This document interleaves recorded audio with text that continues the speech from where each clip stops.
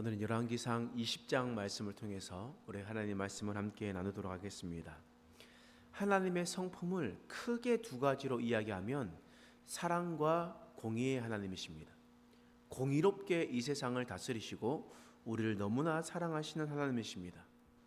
또한 하나님께서 우리를 사랑하실 때도 공의롭게 사랑하십니다. 이게 무슨 말이냐면 하나님께서는 우리가 잘하면 사랑하고 못하면 사랑하지 않는다. 나에게 열심히 하는 사람을 사랑하고 나에게 대해서 열심히 하지 않는 사람을 사랑하지 않는다. 이런 말이 아닙니다. 하나님은 의인을 사랑하시지만 또한 하나님은 악인도 사랑하시는 하나님이십니다. 하나님은 공의롭게 모든 이들을 사랑하십니다. 따라서 하나님은 악인이라 할지라도 어서 그 행위에서 어서 돌이켜 하나님께로 돌아오기를 간절히 원하시는 분입니다. 그래서 하나님은 우리가 보기에는 악인이 빨리 멸망했으면 좋겠다라고 생각을 하겠지만 하나님은 사랑과 공의의 하나님이시므로 악인이 어서 돌아오길 바라는 마음으로 계속해서 기회를 주고 있음을 우리는 기억해야 됩니다. 오늘 본문 말씀도 마찬가지입니다. 하나님께서 오늘 본문 말씀에 기회를 주는 사람은 바로 아합 왕입니다. 여러분, 아합 왕이 어떤 사람이었습니까? 아합 왕은 이세벨과 함께 바알과 아세라를 섬겼었던 이 북이스라엘을 우상 천지로 만들어 버렸던 왕이었습니다. 뿐만 아니라 아합 왕은 이세벨과 함께 이스라엘의 선지자들을 죽이었던 그런 사람이었습니다. 아합 왕은 북이스라엘에서 둘째라면 서러운 그런 하나님이 보시기에 악한 왕이었다라는 겁니다. 그럼에도 불구하고 하나님은 사랑의 하나님이시기 때문에 아합 왕에게 기회를 주고 있습니다. 오늘 본문 말씀이 그런 말씀입니다. 오늘 본문 말씀은 아람이라는 나라, 그러니까 지금의 시리아를 아람이라고 하는데요. 시리아가 아람이 쳐들어왔습니다. 아합 왕은 이미 아람 왕에게 굴복하였습니다. 뭐라고 아람 왕이 이야기하냐면 열왕기상 20장 3절 말씀이에요. 잠깐 읽어보겠습니다. 시작. 은금은 내 것이요 내 아내들과 내 자녀들의 아름다운 자도 내 것이니라 하매. 아람의 베나닷이 이스라엘의 아람 왕에게 뭐라고 얘기하냐면 너의 있는 모든 보물은 내 것이다. 너의 아내도 내 것이다. 너의 자식도 내 것이다. 이렇게 이야기했습니다. 그리고 거기 있는 것 모두가 다 나에게 조공으로 바쳐라. 은금도 바치고 아내도 바치고 자식들도 나에게 다 바쳐라 라고 얘기했습니다. 그때 아합 왕이 뭐라고 대답했습니까? 4절 말씀이에요. 읽어보겠습니다. 시작. 이스라엘의 왕이 대답하여 말하기를 내 주 왕이여 왕의 말씀같이 나와 내 것은 다 왕의 것이니이다 하였더니. 아합 왕은 비굴한 왕이었습니다. 힘이 없는 자는 포악하게 다루더니 자기보다 힘 있는 사람에게는 바로 굴복하는 그런 사람이었습니다. 자신의 은금, 자신의 아내 그리고 자신의 자식까지 이웃나라 왕에게 다 조공으로 바칠 생각이었습니다. 그런데 하나님께서 이것을 막으셨습니다. 하나님의 계획이 무엇이었냐면 열왕기상 20장 13절 말씀 함께 읽어보겠습니다. 시작. 한 선지자가 이스라엘의 아합 왕에게 나아가서 이르되 여호와의 말씀이 내가 이 큰 무리를 보느냐 내가 오늘 그들을 내 손에 넘기리니 너는 내가 여호와인 줄을 알리라 하셨나이다. 하나님께서 아합 왕에게 말하는 겁니다. 너희를 치러 온 이 아람 군대를 보느냐, 이 큰 무리를 보느냐, 이 무리를 내가 오늘 내 손에 넘기겠다. 이 기적을 일으키고 이 이스라엘의 하나님이 바로 나 여호와 하나님인 것을 너희는 기억해야 할 것이다 라고 하나님께서 말씀하셨습니다. 근데 사실 이 전쟁은 절대 이길 수 없는 전쟁입니다. 사람으로 생각했을 때 이길 수 없는 전쟁이에요. 아람 사람들이 얼마나 많은 사람들이 왔냐면 어마어마한 사람들이 왔습니다. 그런데 오늘 말씀 15절의 말씀 보면 그들과 함께 싸우는 사람들이 몇 명인지 한번 보겠습니다. 15절 말씀 읽겠습니다. 시작. 아합이 이에 각 지방 고관의 청년들을 계수하니 232명이요 그 외의 모든 백성 곧 이스라엘의 모든 자손을 계수하니 7,000명이더라. 지금 고관들은 232명이고요. 그리고 이스라엘 사람들이 나와서 전쟁하는 사람들은 7,000명이었습니다. 합이 7,232명이었습니다. 7,232명과 십수만의 그런 아람의 군대들과 전쟁하는 것은 쉬운 일이 아니죠. 이길 수 없는 싸움이었습니다. 그런데 하나님께서 어떻게 하십니까? 19절 20절 읽어보겠습니다. 시작. 각 지방 고관의 청년들과 그들을 따르는 군대가 성읍에 나가서 각각 적군을 쳐 죽음에 아람 사람이 도망하는지라. 이스라엘이 쫓으니 아람 왕 벤하닷이 말을 타고 마병과 더불어 도망하여 피하니라. 7,232명의 아주 적은 숫자로 아주 어마어마한 큰 무리를 쳐 죽였다, 무찔렀다 라고 성경은 기록하고 있습니다. 다시 말하면 하나님께서 기적을 베풀어 주셨습니다.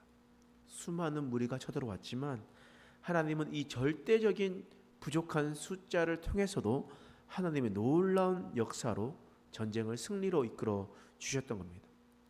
뿐만 아닙니다. 이 아람 왕은 그 다음 해에도 또다시 이스라엘 백성들을 치러 왔습니다. 지난번 전쟁에서는 이스라엘을 에워쌌기 때문에 사마리아 근처에 쌓여져 있었던 겁니다. 그러니까 무슨 말이냐면 사마리아는 산지, 사마리아 산지라고 이야기하잖아요.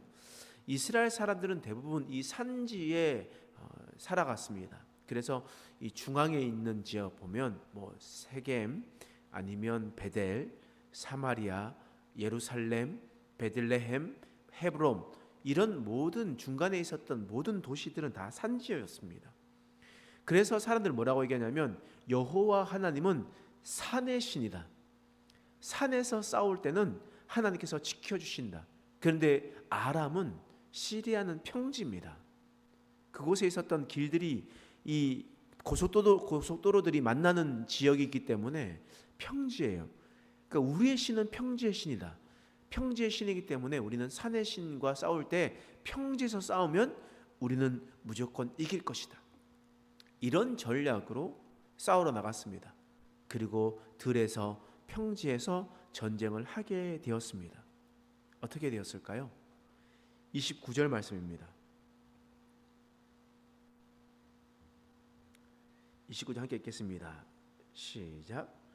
진영이 서로 대치한 지 7일이라 일곱째 날에 접전하여 이스라엘 자손이 하루에 아람 보병 10만 명을 죽이매.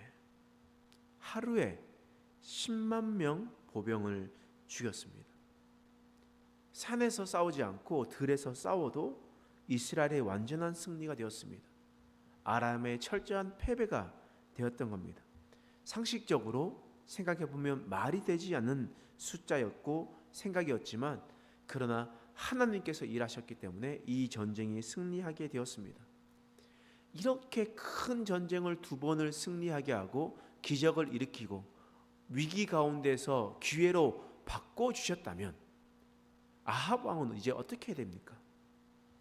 아합 왕은 회개하고 주님께로 돌아오고 하나님의 말씀에 순종하고 하나님의 말씀대로 살아가야 되는 것 아니겠습니까? 근데 아합 왕은 그렇지 않았습니다. 하나님의 뜻대로 옮기지 않았어요. 하나님께로 돌이키지 않고 끝까지 자기의 생각대로 행동했던 겁니다. 아람을 치고 아람에게 승리한 것은 하나님의 능력이었는데 자신의 생각대로 움직이는 겁니다. 이 열왕기상 32절 말씀에 보면 어떤 말씀이 나오냐면 아람 왕 벤하닷이 도망가 있는 상태에서 이제 따라가서 죽이면 됩니다. 죽이면 되는데 지금 아합 왕이 어떻게 하냐면요. 32절 말씀 읽어보겠습니다. 시작.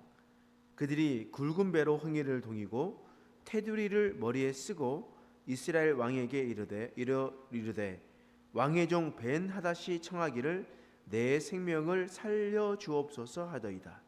아합이 이르되 그가 아직도 살아 있느냐? 그는 내 형제이니라.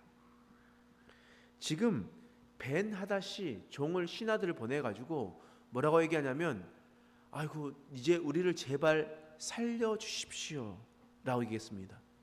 불과 1년 전만 하더라도 내 은금과 내 아내와 내 자식은 다 내 것이다 라고 뻔뻔하게 했었던 사람이 지금 아합 왕에게 머리를 조아리고 있는 겁니다. 그러면 아합 왕이 이제 어떻게 해야 됩니까? 하나님의 말씀대로 하면 이 전쟁을 종식시켜야 됩니다. 어떻게 해요? 그 왕을 죽임으로 그 모든 것을 끝내야 됩니다. 그런데 아합은 뭐라고 얘기하냐면 그가 아직도 살아있느냐? 그는 내 형제이니라 라고 이야기하면서 그 아람 사람 왕을 살려주는 겁니다. 왜 그렇겠습니까? 이제 자신도 그들을 발 아래에 두려고 했기 때문입니다. 1년 전 자존심 쌓였던 그것을 다 풀어내면서 죽이는 것이 아니라 내가 이렇게 힘이 세다라는 것을 보여주려고 했었던 겁니다. 또 아람 왕 벤하닷이 뭐라고 이야기하냐면 너 자신을 살려주면 자신들이 빼앗았던 북이스라엘의 영토 성읍들을 돌려줄 것이고 그리고 내가 돌아가면 아람의 수도 다메섹, 다마스커스에서 내가 아합의 길을 만들어 주겠습니다 라고 얘기하는 겁니다. 강남에 테헤란로가 있는 것처럼 지금 이 다메섹에 아합로를 만들어 주겠다라고 이야기를 했던 겁니다. 자기의 이름이 높아지는 것들을 보는 것을 통해서 하나님의 뜻을 이루려고 하지 않고 자신의 이름을 높이려고 했었던 겁니다. 끝까지 기회를 줘도 끝까지 돌아서지 않는 아합 왕이었습니다. 하나님께서 이 왕을 어떻게 얘기했습니까? 42절 말씀 한번 읽어보겠습니다. 시작. 그가 왕께 아뢰되 여호와의 말씀이 내가 멸하기로 작정한 사람을 내 손으로 놓았은즉 내 목숨은 그의 목숨을 대신하고 내 백성은 그의 백성을 대신하리라 하셨나이다. 내 목숨은 그의 목숨을 대신하고 내 백성은 그의 백성을 대신하리라. 내가 아람을 치라고 기회를 2번이나 더 주었음에도 불구하고 너는 너의 명예를 위해서 너의 자존심을 위해서 그들을 살려두었다. 이제 너는 너의 목숨은 그의 목숨으로 그의 목숨을 대신하라라고 말씀하셨습니다. 그리고 아합의 길이 패망의 길로 하나님의 심판의 길로 가게 되었던 겁니다. 우리도 하나님께서 우리는 기억해야 됩니다.